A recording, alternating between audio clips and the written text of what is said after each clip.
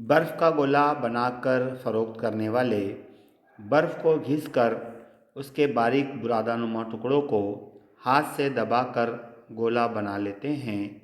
क्यों?